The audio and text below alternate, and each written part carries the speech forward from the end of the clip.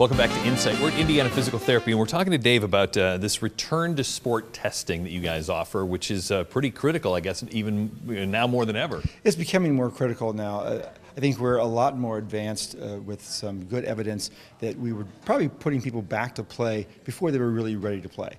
You know, historically, we just looked at range of motion and strength, and could you stand on one leg, and could you run a circle? Hey, you're ready to go back to play.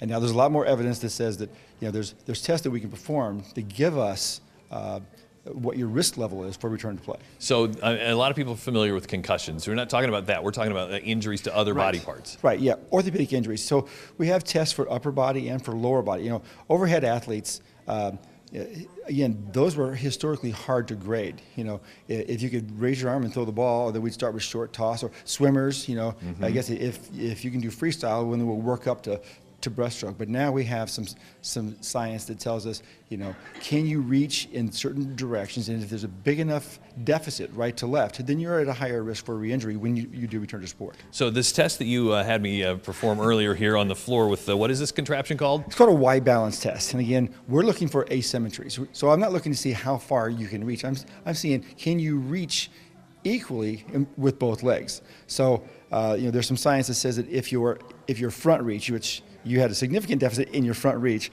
if your front reach is more than 4 centimeters different right to left, then you have a higher risk for injury. And that usually comes from inappropriate ankle mobility or inappropriate hip stability that you can't reach that far. Yeah, I just thought, because I can tell the difference balancing on one leg or the other, and this obviously showed that. Right. And so what we use these tests for is to tease out why, or figure out why you may have some deficit and be at a higher risk for return to sports. So again, with your scores being 7 centimeters difference, and we're looking for a 4 centimeter difference, we look at that left ankle and say, you know, do you have lack of range of motion in the left ankle? Do you have poor hip control on that left side? So I'm not even ready to play, and I haven't even been injured yet. You're not ready to go yet. Yeah, okay, so there's some work to do here on me. But is it important for high school athletes to get this, you know, baseline things like this? It'd be nice if we can get baselines. You know, we look at 3 different tests for return to play. Actually, there's more than that. There's like 4 or 5, but the 3 that we measure are the functional movement screen, which you reviewed earlier in one of your segments, the Y balance screen, and then a single leg hop. And it'd be nice if we had baseline on everybody going into the season. So if they got hurt, we knew where they should go back to, or you know, where is their norm. Yeah, because that's a lot of times, you know, people are just asking the athlete, and the athlete's like, yeah, I'm ready, I'm good. Right.